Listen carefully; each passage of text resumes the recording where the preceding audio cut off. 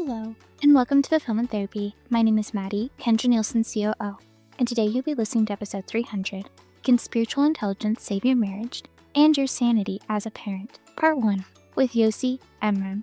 We hope you enjoy. Welcome back to Fulfillment Therapy. Today we have a special guest, Yosi Amram. He has a PhD and is a licensed clinical psychologist, a CEO leadership coach, and a best-selling and award-winning author. He's a pioneer researcher in the field of spiritual intelligence, whose research has received over 1,000 citations. In addition to his work with individuals, Yosi is passionate about helping couples develop spiritually intelligent, conscious relationships that serve their psycho-spiritual healing and growth. I am very excited to have you on the show today, Yosi. Thank you for coming on. Thank you, Kendra, for the kind words and the welcoming presence and smile. I'm happy to be here with you. I was really excited looking through your bio, and this is something that we haven't spoken to specifically before. So I'm really excited to dive into this topic a little bit. I know we could go lots of directions with it, but before I do that, do you mind sharing a little bit about yourself outside of what I've shared? Sure. Let's see. I'll try and keep it contained. It's a bit of a long journey, as I'm sure many of us. But yeah, I was born and raised in Israel, a war-torn part of the world. Despite my leanings at age 18, I was drafted into 3 years of mandatory service. I was a shy, introverted, and math, science nerd. But to my surprise, I had the fastest promotion record of the history of my regiment and all these leadership awards. But while I excelled in the military, unfortunately, it was peaceful times, and not like it's been horrific in the last few years. But despite excelling in the military leadership hierarchy, that command and control model, which is effective and necessary in battle, kind of chafed at my soul. And what I got interested in is to build an organization that facilitate and support the growth of each individual, community, team, environment. And that led to my aspiration to become an entrepreneur and someday build and start my own companies and do my own experiments of how to organize and lead people to bring out the best in them.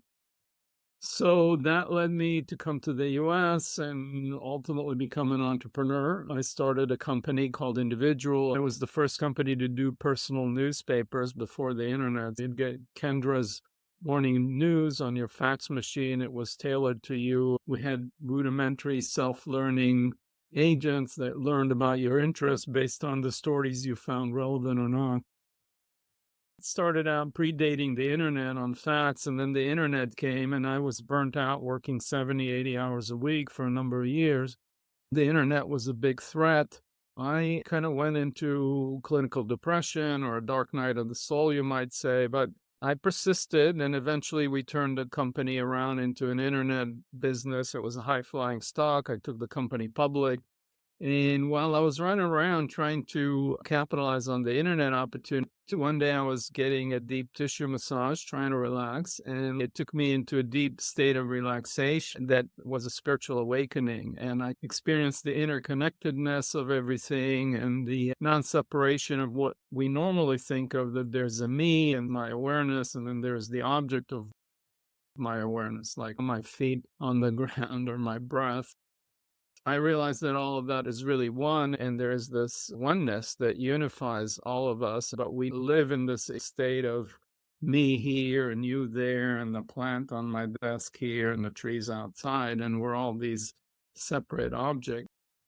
So that illusion kind of was shattered, but it also blew the circuits of my mind and threw me into a manic episode, which led to me, unfortunately, getting pushed out of the company, and it was a big trauma. But ultimately, it was a blessing in disguise that changed the direction of my life. I went back to school and got a PhD in transpersonal psychology and wanted to understand myself and what led to my identification with the business so much, and was this awakening real or delusional? And that led me to discover the term spiritual intelligence and research and define it and how to measure it. And so that's kind of what brings me to my interest in spiritual intelligence. It was this awakening experience and the knowledge of all the work done on emotional intelligence and all the research that showed people who have greater emotional intelligence are more resilient, more successful, better leaders, have better relationships, etc. So I thought spiritual intelligence would be a parallel, and that's kind of what leads us to here. So, for listeners that don't know much about the difference between emotional intelligence, spiritual intelligence, kind of tell us what those things are and why you're interested in them. So let's start with something more people are familiar with, which is emotional intelligence. Emotional intelligence is defined as the ability to draw on emotional information and resources to help manage emotions in ourselves and others. By analogy, spiritual intelligence is the ability to draw on spiritual resources and qualities that have been celebrated by all the world's spiritual traditions for thousands of years. These are things like purpose, service, trust, gratitude, joy, beauty, humility, compassion, forgiveness, higher self, intuition, presence. These are qualities that in my interviews with 71 leaders and teachers across all the world's traditions, regardless of their cosmology and theology, whether they believe Jesus was the Messiah, Muhammad was the final prophet, the self is empty, like in Buddhism, Shiva Shakti, like in Hinduism or in Taoism. The yin and yang is the thing that arises everything, regardless of their theology and cosmology. They spoke about these qualities as virtues. This knowledge has been around humanity for thousands of years. Modern science in the field of positive psychology affirms that those same qualities that come through in my research of spiritual intelligence, over half of them map one-to-one what Marty Seligman and his colleagues in his character strengths inventory identified. So there's a convergence between ancient wisdom and modern science in positive psychology and in the science of spiritual intelligence that I've been engaged in. Many other researchers now across the world in different languages and cultures have shown that people that have higher spiritual intelligence lead better fulfilling life, more quality of life, satisfaction, more resilience, better mental health, they're even more productive, they produce better financial results for their organizations, and so on.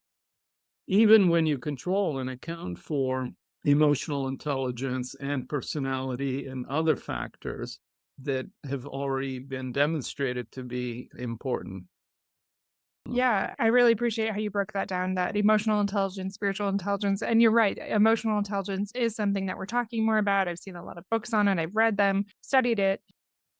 But spiritual intelligence, I haven't really heard that talked about much at all. So I was so excited to have you on to talk more about this, especially because there's so many belief systems. Like, how can we talk about this collectively and really understand each other? But you're saying that this increases fulfillment and joy in people's lives. And specifically, you even mentioned couples. Why should couples care about this? Why does this matter? Can you break that down a little bit?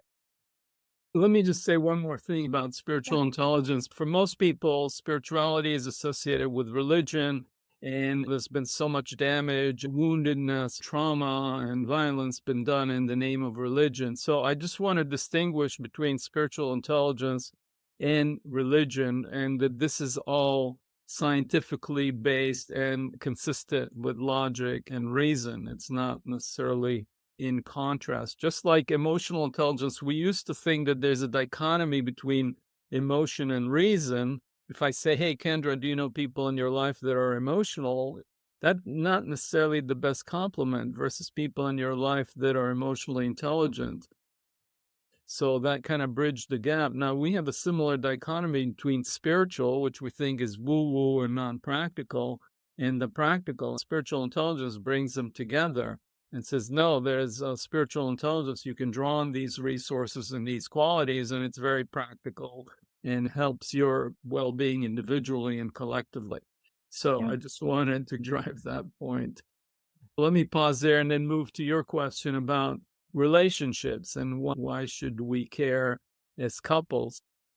I'm in the midst of doing a research right now with 100 couples looking at emotional intelligence, spiritual intelligence, and attachment factors and seeing what explains relational satisfaction. I haven't finished the whole thing, but I will say we've had 50 same-sex couples complete the study and 30 heterosexual couples. I haven't analyzed all the data. I'm trying to get to 50 heterosexual couples. But so far, it seems that each of those factors, emotional intelligence, attachment, and spiritual intelligence, makes a unique contribution to relational satisfaction. That's very heartening. Depending on how you look at it and which population, spiritual intelligence makes as big or bigger contribution than these other factors. So, but they're all important and they're all complementary.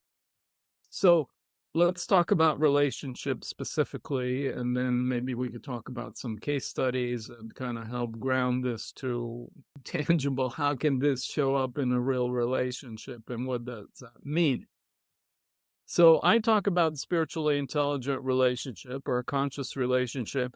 And, normally we're in relationship, we have human needs, basic human needs for companionship and seen and understood and supported emotionally and sexually. And all these are all important at the human level. But when we hold our relationship from a spiritually intelligent perspective, then what we're interested in is we have a shared intention as a couple in our psycho-spiritual healing and growth and the development of our spiritual intelligence capacities. At the most basic level, if we view the world as a dog-eat-dog world, the selfish gene approach to evolution, we're just here as random mutations of selfish genes. Basically, I'm looking at my interests and what can I get in relationships, to use the language of Martin Buber, would be an I-it. Everybody I encounter along the way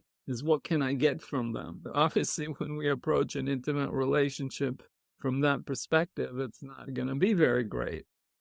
And then we move to another level, which would be more I-thou, which is it's my subjectivity and your subjectivity, and we look for win-win. The model there would be the marketplace. I do this for you, you do this for me. It's transactional. And it's still for my own interest. It's the marketplace model of capitalism. I'll scratch your back if you scratch my back. And that's fine at some level. But then we move to another level and say, no, I'm beyond these basic needs. I am here to grow and evolve spiritually and expand my capacity for love and for healing. So have that shared intention with my partner, then the things that annoy me about you or your woundedness are triggering things in me. Instead of complaining and trying to change you, it's like, no, here's my opportunity to transcend and grow and develop more compassion for myself and you. Then I can use that as an opportunity to practice forgiveness, compassion, presence, and humility. So I start to relax my ego and I take myself more lightly. Instead of trying to be right, I try and do what is right. So then even the difficulties become an opportunity for our healing and growth. And then we're engaged in a sacred dance of love, which is love for myself, love for you as my partner, and ultimately love for the one and connection to the one, whatever language you want to use about what that is. But it's based on this understanding of our interconnectedness and interdependence. Level 1 is like, what can I get from them? Level 2 is that transactional. And level 3 is more this transcendence, this forgiveness, doing what's right, having that humility, all of those spiritual qualities, like this higher level in that relationship. Did I miss anything? Yeah, I come to the relationship with that shared intention with my partner. And when we approach that relationship with that shared intention, that I'm not just here to meet my quote unquote basic human needs, I'm coming here to grow psychospiritually and heal myself and you, then every obstacle along the way is actually something that I'm grateful for because it's triggering me. And then I get to look at what in me needs healing, growth, how I need to open my heart into greater and greater love for myself and you and the totality. So many people learn through stories, through examples. Do you have a personal story or a couple that you can think of that you've worked with that were able to achieve that? Like, what does that look like? Yeah, well, first of all, when you say achieve that, spiritual intelligence is not a once and done Okay. type of thing. It's not like you say, well, I want to get healthy. So I go to the gym for a week, I work out all my muscle groups, and now I'm healthy and I'm done. You keep working on it. If you want to be healthy, you don't just buy a book about good, healthy food recipes. You got to keep at it and you keep eating healthy. So it's an ongoing practice. And I think we have limitless potential as human beings to grow and evolve, which makes it exciting. Let me tell you a story of a couple. So this is a couple. I'll call them Mike and Nancy. They're married. They have 2 young kids, a dog. Nancy is a stay-at-home mom caring for the 2 young children. And Mike is working high tech, working intensely, providing for the family. As happens in many couples, one of them is messy, Mike is messy, and Nancy is neat. They have arguments in front of me. Nancy's like, why do I have to pick up your underwear and socks in the bedroom? I'm busy cleaning and taking care of the kids and the dog, and the house is a mess, etc. Why do I have to do that? And Mike obviously counters, you don't have to, you choose to. You're a neatness freak. And I have my own things to worry about with work and I'm busy, etc. So they get into these arguments and pointing fingers, which happens in many couples, and then they get dysregulated. If I ask Mike, what's going on with Nancy, what is she saying? When we're dysregulated, it just goes in one ear, goes out the other. It's just like we can't hear, we can't respond. Similarly with her, they get so dysregulated. First, you got to bring people into a state of self-regulation. I interrupt and say, okay, both of you seem frustrated, upset right now. I have to bring in my nervous system and my empathy to see them and name the situation. Then they slow down from that point, say, okay, you're frustrated, right? Yeah, I am. And she's frustrated and upset, and he's frustrated and upset.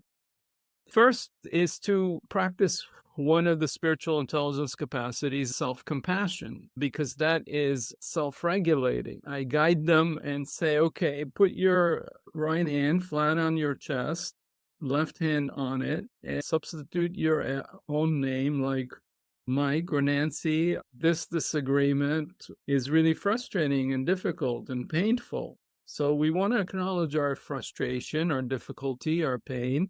Secondly, we want to normalize it. We're not the only couple. Many couples experience similar difficulties. And then the third component of self-compassion is commitment to not abandon ourselves. I'm here with you, we say to ourselves, Mike, I'm here with you and we'll go through this together. They're talking to themselves, acknowledging their own suffering, their own frustration, number one. Two, they're normalizing their experience. This is something that many couples experience. And three, I'm here with myself and I'm going to not abandon myself. We think in relationship, we go beyond selfish needs, but we still need to love ourselves, assert our truth. So that's otherwise it's bypass and we build resentment. So first we acknowledge and normalize and commit to ourselves that we are with ourselves. And as we do that, we connect with ourselves, then we start to self-regulate. And then, you could see their mood on their face. It starts to lighten up. And then they could see and look at each other. And then they realize that they're suffering and their partner is suffering. And then you go to the next level of compassion, which for many people seems counterintuitive. In Buddhism, there's this practice called Tonglen, which means giving and receiving. So in this practice, we actually inhale other people's suffering into this, has this magical alchemical capacity, and they exhale out compassion and kindness. Most people are like, I got enough of my own suffering. Why would I want to inhale anybody else's suffering or my partner who's annoying the heck out of me? So what I invite them to do is to imagine themselves sitting next to their partner, and then with their eyes closed, draw in on the inhale. On the inhale, they imagine their own and their partner's suffering as dark smoke. Breathing in, I draw in my suffering, and we pause for a second in the heart. And then breathing out, I exhale compassion and kindness. They just do that with their eyes closed, imagining that they're taking their own suffering and their partner's into their heart, and then exhaling back kindness, compassion, and love. They do that for a couple of minutes. Their face brightens up, the heart opens, their chest opens. And from that place, they're back in this together. They see their shared humanity. Both of us are here suffering, and it transforms from how can we make it right for both of us? From that place, they were able to get playful. Thank you for joining us for today's inspiring episode on building spiritually intelligent relationships, where fulfillment truly matters for both you and your family. Are you ready to keep growing? Visit fulfillmenttherapy.org to explore our life-changing courses or join one of our incredible group coaching programs designed for parents and families. Also, don't forget to sign up for our weekly emails for ongoing support and tips.